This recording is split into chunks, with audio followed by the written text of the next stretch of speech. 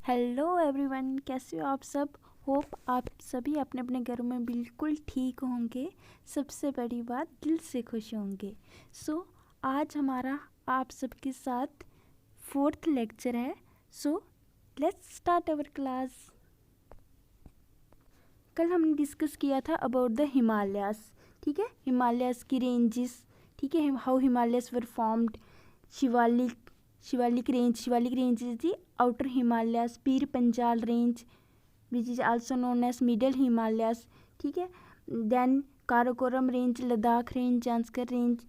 ठीक है, जिसको कि ट्रांस हिमालयास बोलते हैं। आज हम डिस्कस करेंगे about the Indo Gangetic Brahmaputra plains. जितना भी आपको ये येलो पोर्शन दिख रहा है, ये इंडो गैंगटिक ब्रह्मपुत्र प्लेन्स का एरिया है। ठीक है, आज हम डिस्कस करेंगे about the plains. Let's discuss. First of all हम डिस्कस करेंगे about the north, south, east and west boundaries of the northern plains. ठीक है, नर्दर्न प्लेन्स। जो शिवालिक रेंज के बिल्कुल जो नॉर्दर्न पोर्शन, नॉर्दर्न बाउंड्री है इन प्लेन्स की, वो क्या है, शिवालिक रेंज। ठीक है, and peninsular प्लेटू, this green portion is the peninsular प्लेटू। Peninsular प्लेटू का जो नॉर्दर्न पार्ट है वो प्लेन्स की क्या है, सदर्न बाउंड्री। ठीक है, पूर्वांचल हिल्स, मैंने आपको बताया था ना कि जो हिमालयस है वो हिमालयस नमचा बरवा से बेंड करके कहाँ जाते हैं, नॉर्थ ईस्ट इंडिया में, और इनको हम बोलते हैं पूर्वांचल हिल्स। जो पूर्वांचल हिल्स वो क्या है, नॉर्दर्न प्लेन्स की ईस्टर्न बाउंड्री। एंड ऐसे ही नंगा पर्वत में आकर जी हिमालय बेंड करते हैं। जहाँ पाकिस्तान में भी ग्रेट प्लेन्स का क्या है, थोड़ा सा एरिया पोर्शन है, और पाकिस्तान में जो सुलेमान एंड किरथार रेंज है वो वेस्टर्न बाउंड्री है नॉर्दर्न प्लेन्स की।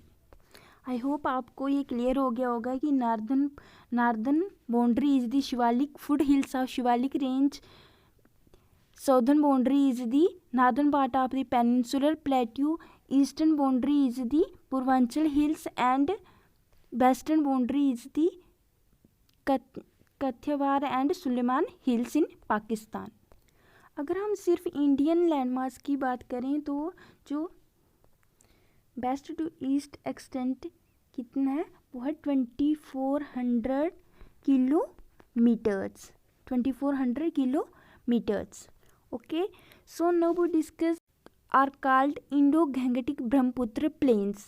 हम जानते हैं कि जो इंडस रिवर है वो कैसे फ्लो करती है, पाकिस्तान से होते हुए into the Arabian Sea, then Ganga river and its tributaries to the Bay of Bengal, and Brahmaputra river Assam से होते हुए, बांग्लादेश से होते हुए कहाँ फ्लो करती है, into the Bay of Bengal. ये तीन जो मेजर रिवर्स हैं, इंडस, गंगा एंड ब्रह्मपुत्र, ये किसकी फॉर्मेशन करती हैं, इन नॉर्दर्न प्लेन्स की। इन प्लेन्स को हम क्या बोलते हैं, इंडो गैंगेटिक ब्रह्मपुत्र प्लेन्स। अगर हम इंडिया का वेस्ट साइड से व्यू देखें तो हमें कुछ इस तरह से दिखाई देता है, काराकोरम। ठीक है, first of all Tibetan plateau, then greater Himalayas, after that middle Himalayas, Shivalik, after that plains थोड़ा क्या है, डीप में पोर्शन है इसका। ठीक है, देन डीप एरिया है, फिर पेनिनसुलर प्लेट्यू। इधर से लेके इधर तक ये कौन सा पार्ट है, प्लेन एरिया। आप देख रहे हो कि पेनिनसुलर प्लेट्यू थोड़ा क्या है, एलिवेटेड पोर्शन है, और ये क्या है, थोड़ा डीप पोर्शन है। और अप्रॉक्सीमेटली इसकी मैक्सिमम हाइट कितनी है, इसकी मैक्सिमम हाइट प्लेन्स की 6100 मीटर्स। 6100 मीटर्स इतनी की ग्रेटर हिमालयस की हाइट है। ग्रेटर हिमालयस की हाइट कितनी थी, 6100 मीटर्स। शायद मैंने पिछली वीडियो में आपको किलोमीटर्स बोल दिया था, किलोमीटर्स नहीं है वो, क्या मीटर्स। ठीक है, मैक्सिमम हाइट, ये एवरेज हाइट है और ये कौन सी है, मैक्सिमम हाइट। ठीक है, होप आपको ये बात क्लियर हो गई होगी। ठीक है, एंड इसकी जो सी लेवल से, अगर हम सी लेवल से इसकी जो हाइट देखें, प्लेन्स की हाइट सी लेवल से कितनी है, 200 मीटर्स ओनली 200 मीटर, जबकि ग्रेटर हिमालयस और इनकी कितनी थी अप्रॉक्सीमेट, ग्रेटर हिमालयस की 61 मीटर्स, ठीक है। लेकिन एक जगह नियर अम्बाला के नियर AMBALA अम्बाला के नियर क्या है कि इसकी जो हाइट है वो मैक्स ज़्यादा है, ठीक है, एवरेज हाइट से वो कितनी है approximately 291 metres. So maximum height होने की वजह से जी वाला पोर्शन जो है इस प्लेन्स का वो क्या होगा, थोड़ा हाइट पे होगा, ठीक है, एलिवेटेड होगा। और इस एलिवेटेड होने की वजह से क्या होगा कि जो रिवर्स का वाटर है वो क्या हो जाएगा, डिवाइड हो जाएगा। जो गंगा और उसकी जो ट्रिब्यूटरीज हैं, चाहे जमुना, सोन रिवर, ठीक है, जितनी भी ट्रिब्यूटरीज हैं वो कहाँ फ्लो करेंगी, into the Bay of Bengal and Indus river and its tributaries Sutlej, ठीक है, झेलम, ब्यास, वो कहाँ पे फ्लो करेंगी, into the Arabian sea. Hope आपको ये वाला कंसेप्ट क्लियर हो गया होगा कि क्यों गंगा एंड इसकी ट्रिब्यूटरीज इधर फ्लो करती हैं एंड इंडस एंड इस उसकी ट्रिब्यूटरीज अरेबियन सी में फ्लो करती हैं, because of the height of these plains near Ambala. आइए अब हम डिस्कस करते हैं how these plains were formed। उसके पहले हमें एक थ्योरी का पता होना चाहिए जो कि है continental drift theory. So first of all let's discuss about the continental drift theory. So continental drift theory के अकॉर्डिंग अर्लियर सिर्फ एक बिग लैंड मास एग्जिस्ट करता था, सिर्फ, ठीक है, बिग लैंड मास एग्जिस्ट करता था which was surrounded by ocean, okay, and this big landmass is known as Pangaea and ocean को क्या बोला जाता था, पैंथालासा। लेकिन अबाउट 200 मिलियन ईयर्स एगो क्या हुआ कि ये जो बिग लैंड मास जिसको कि हम पेंजिया बोलते थे, ये क्या हो गया, स्प्लिट हो गया into 2 parts, northern part and southern part. और नॉर्दर्न पोर्शन को बोला जाता है लॉरेंशिया एंड साउदर्न पोर्शन को बोला जाता था गोंडवाना लैंड, एंड इंडिया जो था वो गोंडवाना लैंड का पार्ट है। After that this Gondwana land splits into further many parts, Laurentia also, and उसकी वजह से आज जो 7 कॉन्टिनेंट्स एग्जिस्ट करते हैं वो इनकी लॉरेंशिया और गोंडवाना लैंड के स्प्लिट की वजह से एग्जिस्ट करते हैं। सो जब ये Pangaea means big land mass जब ब्रोक हुआ into Laurasia and Gondwana land, जो ये सी था पैंथालासा, इसके मिडल में एक और सी एग्जिस्ट करने लगा जिसको हम बोलते हैं टीथस सी, TETHYS, टीथस सी इधर एग्जिस्ट करता था, ठीक है जी, है Eurasian plate and this is Indian land mass. जब इंडियन लैंड मास अपनी नॉर्दर्न मोस्ट जर्नी कर रहा था तो उस टाइम पे क्या हुआ कि जी यूरेशियन प्लेट, अभी हिमालयस की फॉर्मेशन नहीं हुई थी, तो हिमालयस के तो इधर क्या है तिब्बतन प्लेटू से भी कुछ रिवर्स ओरिजिनेट थी, जैसे फॉर एग्जांपल सतलुज, ब्रह्मपुत्र, ठीक है। तो ये जो जितनी भी रिवर्स थी ये अपने साथ क्या लेके आ रही थी, सिल्ट, ठीक है, जो रॉक डेब्रिस, ठीक है, जितना भी सैंड, और ये सारा सिल्ट सारा कहाँ इकट्ठा हो रहा था, अकोमोडेट हो रहा था इनटू दी टीथस सी। सो इस टीथस सी की जो डेप्थ थी वो धीरे धीरे क्या होने लगी, डिक्रीज, और डिक्रीज होने की वजह से जहाँ पे क्या बनने लगी, प्लेन्स की फॉर्मेशन हो गई।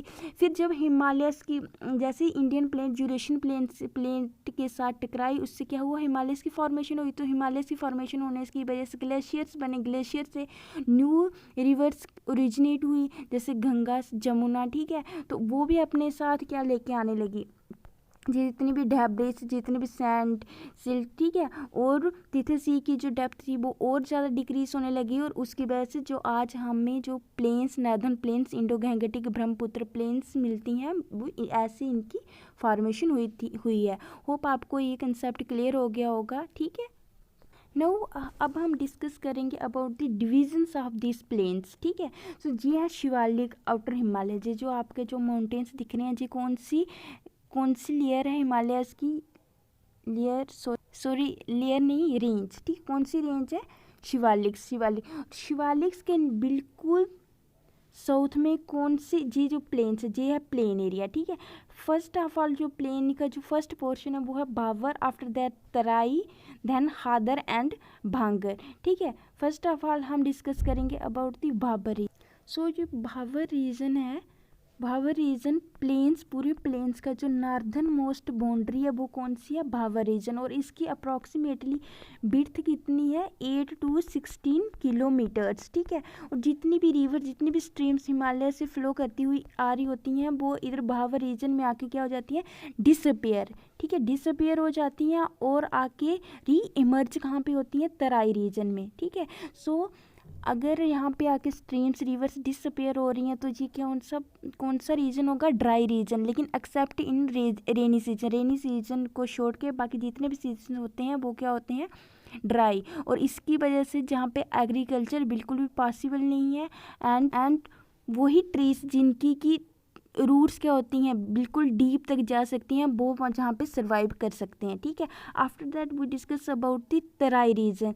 तराई रीजन में क्या होती हैं, जो रिवर्स जहाँ पे डिसअपियर हुई हैं भावर रीजन में, वो जहाँ पे आके क्या होंगी, री इमर्ज, और उसकी वजह से जहाँ पे क्या है, डेंसली फॉरेस्ट एग्जिस्ट करते हैं, एंड इनकी अप्रॉक्सीमेटली जो विड्थ है तराई रीजन की वो कितनी है, 15 to 30 kilometre.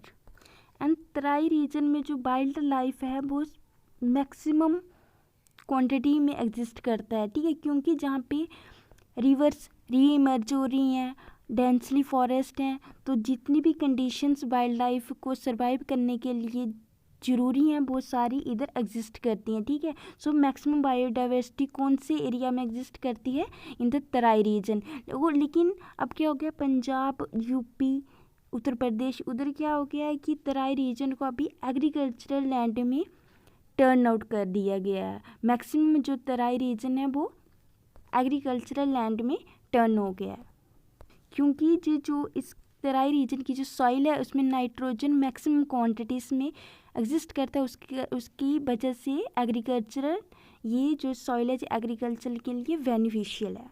And maximum national park Terai region में एग्जिस्ट करते हैं, जैसे Jim Corbett national park in Uttarakhand, Kaziranga national park in Assam, ठीक है। After that we discuss about the Bhangar and Khadar region. जितनी भी प्लेन्स की जो सॉइल है वो कौन सी सॉइल है, alluvial soil, ALLUVIAL, alluvial soil, ठीक है। जो रिवर के बिल्कुल साथ में जो सॉइल एग्जिस्ट, रिवर बेड के बिल्कुल जो साथ में सॉइल एग्जिस्ट करती है उसको हम बोलते हैं हादर एलुवियल सॉइल, एंड जो रिवर बेड से थोड़ी फेयर अवे है उसको हम बोलते हैं भांगर एलुवियल सॉइल। बहुत बार एग्जाम्स में क्वेश्चन पूछा जाता है कि which one is older and which one is newer, तो बच्चे जी इसमें थोड़ा कंफ्यूज हो जाते हैं। इसके लिए आपको एक ट्रिक लर्न करने की ज़रूरत है। वो क्या है कि जैसे मैंने लर्न की थी कि बी क्या है, अल्फ़ाबेट में सबसे पहले आता है ना, के से पहले आता है, तो जो पहले आता है वो क्या होता है, बड़ा होता है मीन्स वो ओल्डर होता है। तो ये कौन सी सॉइल है, older alluvial soil, and K means Khadar, this is newer alluvial soil. जो खादर सॉइल होती है इसमें ये वाली एग्रीकल्चर के लिए गुड है क्योंकि ये फर्टाइल सॉइल होती है, लेकिन जो भांगर सॉइल होती है जो फर्टाइल सॉइल नहीं होती, इसके लिए जो एग्रीकल्चर के लिए इतनी अच्छी नहीं है। एंड भांगर सॉइल जो होती है जो थोड़ी क्या होती है, डार्क इन कलर होती है in comparison to Khadar soil. Bhangar soil में कंकर एग्जिस्ट करते हैं इसलिए, ठीक है, एंड खादर सॉइल में कंकर एग्जिस्ट नहीं करते हैं। So this is all about the divisions of Indo Gangetic Brahmaputra plains. One more thing is कि मैक्सिमम क्वांटिटीज़ में पूरे इंडिया में मैक्सिमम क्वांटिटी में जो सॉइल एग्जिस्ट करती है वो कौन सी सॉइल एग्जिस्ट करती है, एलुवियल सॉइल, ठीक है। ये भी क्वेश्चन बड़ी बार एग्जाम्स में पूछा जाता है, कौन सी सॉइल सबसे मैक्सिमम क्वांटिटीज़ में इंडिया में एग्जिस्ट करती है, वो कौन सी है, एलुवियल सॉइल। और एलुवियल सॉइल कैसे बनती है, रिवर से जो अपने साथ फ्लो करके जितनी भी रॉक डेब्रिस लेके आते हैं, इससे कौन सी सॉइल बनती है, एलुवियल सॉइल्स। वैसे तो और भी सॉइल्स बड़ी एग्जिस्ट करती हैं जैसे black soil, red and yellow soil, ठीक है, माउंटेन सॉइल, बट जो मैक्सिमम क्वांटिटी में एग्जिस्ट करती है वो है एलुवियल सॉइल। कभी कभी इन ग्रेट प्लेन्स को 6 कैटेगरीज में फर्दर डिवाइड किया जाता है। वो कौन सी कैटेगरीज है? Sindh plains in Pakistan, then Punjab plains, then Rajasthan plains, then after that Ganga plains, Brahmaputra plains को हम असम प्लेन्स भी बोलते हैं, बिकॉज जो मोस्ट ऑफ द पार्ट जो लाई करता है ईस्टर्न प्लेन्स का वो कौन सी स्टेट में लाई करता है? असम प्लेन्स, इसलिए हम ब्रह्मपुत्र प्लेन्स को असम प्लेन्स भी बोलते हैं। After that Ganga and Brahmaputra plains. One more concept is कि जो वेस्टर्न साइड में जो प्लेन्स है वो ज़्यादा वाइड है in comparison to eastern plains wide कम है in comparison to western side, because क्योंकि इधर क्या होती है? रेनफॉल्स ज़्यादा होती है। नो, इन प्लेन्स का सिग्निफिकेंस भी बहुत ज़्यादा है, क्योंकि हमारे इंडिया के जो 1/4 लैंड है, 1/4 लैंड उसमें क्या है? नॉर्दर्न प्लेन्स, और 1/4 नॉर्दर्न प्लेन्स में इंडिया की हाफ पॉपुलेशन रहती है। ठीक है, सो आप सोच सकते हैं कि कितनी ज़्यादा इम्पोर्टेंस है हमारे इंडिया के लिए, हमारी पॉपुलेशन के लिए इन ग्रेट प्लेन्स का की। ठीक है, होप आपको सारे कंसेप्ट्स क्लियर हो गए होंगे। अगर आपको कोई भी प्रॉब्लम, कोई भी कन्फ्यूज़न है तो आप कमेंट में टाइप कर सकते हैं। ठीक है, एंड बाकी आप प्रिपेयर करो एग्ज़ाम्स के लिए and hope for the best. जल्दी एग्ज़ाम्स होंगे and till then take care, bye bye, thank you, have a nice day, bye.